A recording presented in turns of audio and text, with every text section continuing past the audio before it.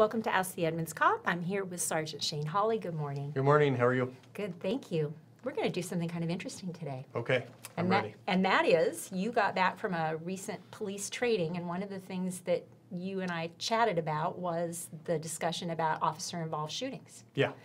Which you were able to watch a documentary about, and we're going to get into some conversations about what you heard, but I thought it would be useful to first play a clip from that so people can kind of get a sense of what the subject matter is. Yeah, sounds good. Yes, let's watch that.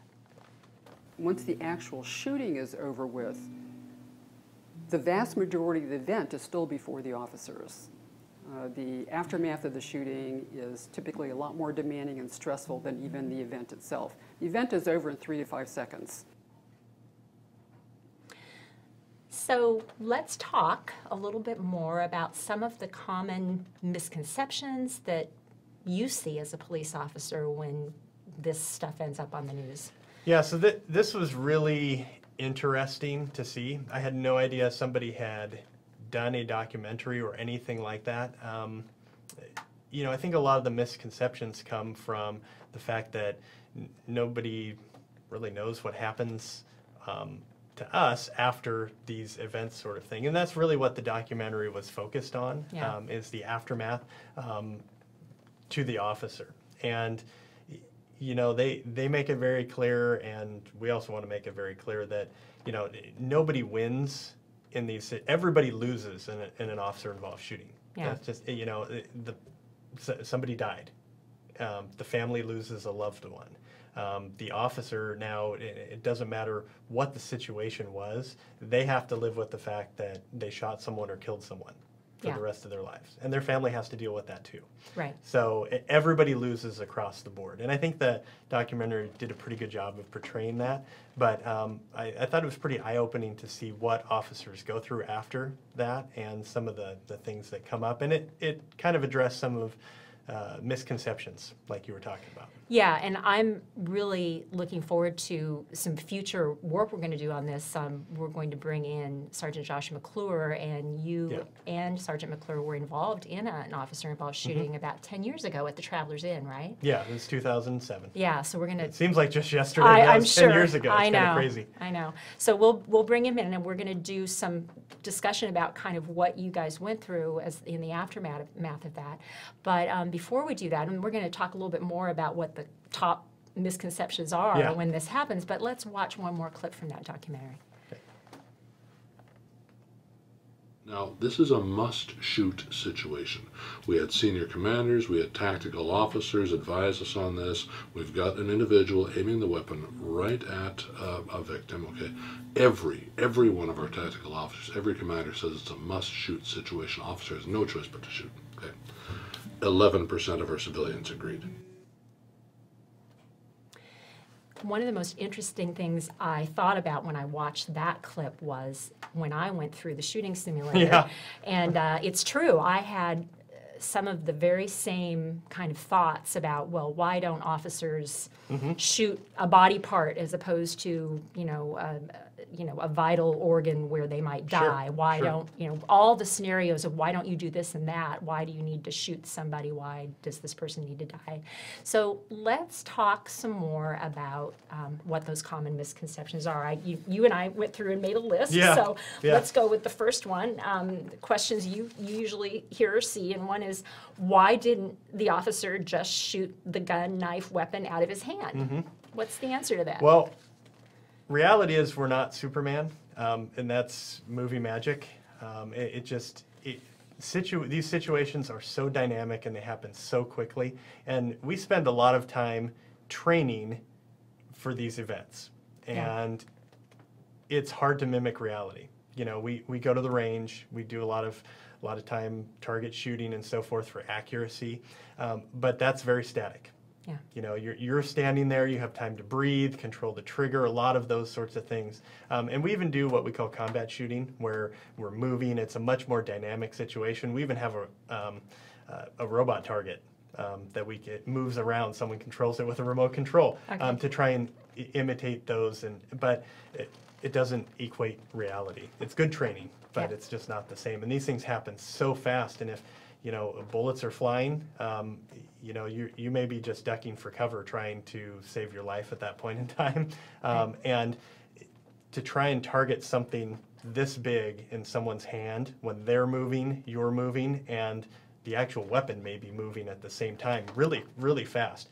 We just can't do that. Right. I mean, you got to go through the I did. shooting simulator, and I mean, There's a big difference Yeah. between when you were having me do the target practice and it was Yep. just a stationary target, and I was thinking, oh, I'm really good at this. And then you brought in the actual simulator where you had like a bank robber with a suspect and trying to, I mean, I was horrible. I was all over the place. I mean, yeah, it's a not lot easy. to sort through. You can Yeah. only concentrate on one thing at a time, and to really process information can take a couple of seconds. Yeah. When if somebody else already has their mind made up to shoot or whatever it is that they're going to do, that can happen in a quarter of a second, literally a blink of an eye. Right. So we're always behind the curve, so to speak. Yeah. Okay. Well, so next, yeah, this is, well, probably related, but why don't you just shoot to wound someone, only hit them in an arm and a leg? I guess that's kind of the same. It is. There's question. another component to that as well. Besides for the fact that it's more difficult to target a smaller portion of the body, like an arm or a leg Right. or so forth. We also have to be cognizant of every bullet that comes out of our gun, we're accountable for. Yeah. And if you miss and it goes somewhere else and causes injury or damage to someone else, we're accountable for that. If you have a suspect that's shooting at us, they don't necessarily care. So Right. that's one thing.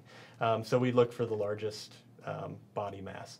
The other issue is it doesn't necessarily mean it's going to stop the person. Yeah. And we've seen this. And when we come back and talk, we a little teaser trailer for next segment. When we talk about that particular shooting, that person was shot Yeah. in an arm, and the fight was not over. Yeah. So that went on for several minutes.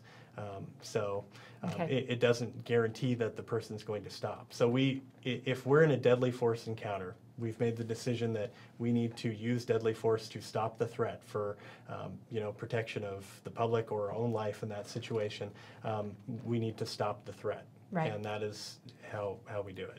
Okay, good. All right, well, the next common question, the suspect only had a knife, stick, bat, crowbar, et cetera, in their hand. How come the officer can't just use the taser? Yeah, tasers are good. We have other less lethal options that we have available now. OC spray. We've got weapons that shoot kind of a big rubber baton. It's like a big giant rubber bullet. Okay. And it can stop someone. The issue is you may be alone, and they don't always work. Right. Kind of like winging someone in an arm with a bullet, it doesn't necessarily stop them. So they're good tools to have when the scenario is right. Yeah. Personally, I have used the taser several times, and I've had it not work several times.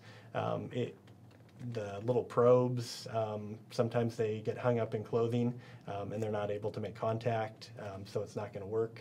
I had one the taser unit actually just stopped working. Wow. It just didn't work, and now I'm holding basically a piece of plastic in my hand with someone still coming at me. Yeah. So at that Okay. point, I just threw it on the ground because it's actually worthless. Yeah. So it's not a fail-safe. It's not a guarantee.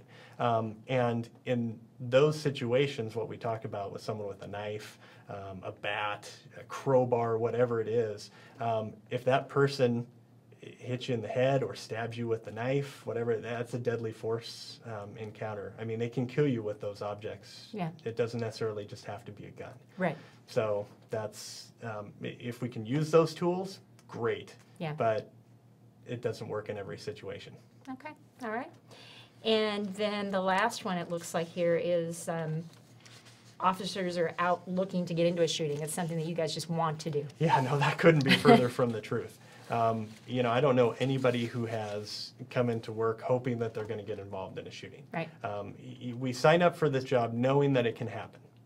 And I know that every day I've come into work, I may not go home at the end of shift. That's just reality.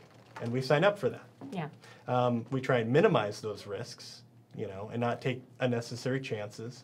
but it can happen, and it can happen in the blink of an eye. And it doesn't matter if it's day one or if it's your last day after 35 years. You have no idea if that scenario is going to come up. Yeah, yeah. But you know, nobody wants to go through it. Nobody signed up to get involved in shootings. It's Right. something that if it happens, we prepare for it, but nobody wants to do that. That's Yeah. the last thing on our mind.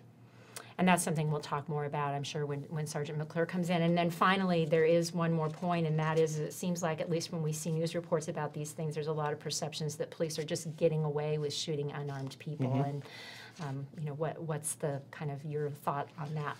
So you see that, and a large, you know, we see comments about that. You know, we should never shoot someone who's unarmed. The reality is, we are always playing from a reactionary role. People think, it may blow people's mind, but really and truly, we're not necessarily in charge of the scenario. Yeah. If somebody's not responding to us, they're actually calling the shots. We may be trying to talk them down, we may be able to, you know, and for whatever reason, they may be unable to respond. It could be mental health issues, Yeah. it could be drug or alcohol, it could be a combination of all three at the same time. And they're in charge, we just have to react. If you've ever played some of the reaction games where you like put your hands out and someone tries to slap your hands, action always beats reaction. Right. So in those scenarios, we don't necessarily, a lot of times it's someone reaching into some place. We look at behavior. And, you know, we know if somebody reaching into a waistband, per se, when we ask for identification. And they do it quickly. Well, we know people really don't keep their identification necessarily just tucked in their waistband. It's going to fall out. You know, you Yeah. keep it in a pocket or a wallet or a purse, right? Yeah. So when we ask for identification and someone does something like that quickly, like, well, what's the point of that? So we look at the behavior that the person might be doing. Another instance, there was one in California recently, made a lot of headlines, where suspect was despondent, contacted him, he got really agitated, and then he reached into his pocket and pulled something out really quick. Turned out it was one of those electric cigarettes, like Yeah. a vaping thing. Right. So you got a shiny metal object coming out. Well, the officers ended up shooting him. If you look at the still photos and the video of it, he had taken what we would consider a shooting stance. I mean, it looked like an officer lined up on the range. Okay. And so the officer, you know, if he waits to try and identify what's coming out, you know, what is that object? Is it a phone? Is it an electronic cigarette? Or is it a gun? Yeah. Action's going to beat reaction every single time. And if you wait, now that suspect could have 3, 4, 5 rounds off before you can even identify what's been pulled out of his pocket.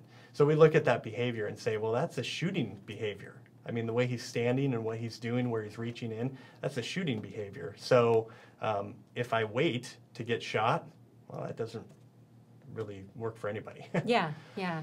And so many issues, I think, that a lot of us just don't think about as members of the public. And It happens so fast. And it's, you know, it's not easy. It's hard. I mean, we train and train and train so that some of the things are, you know, instinctual to try to speed up some of your reaction time, but we're always behind every single time.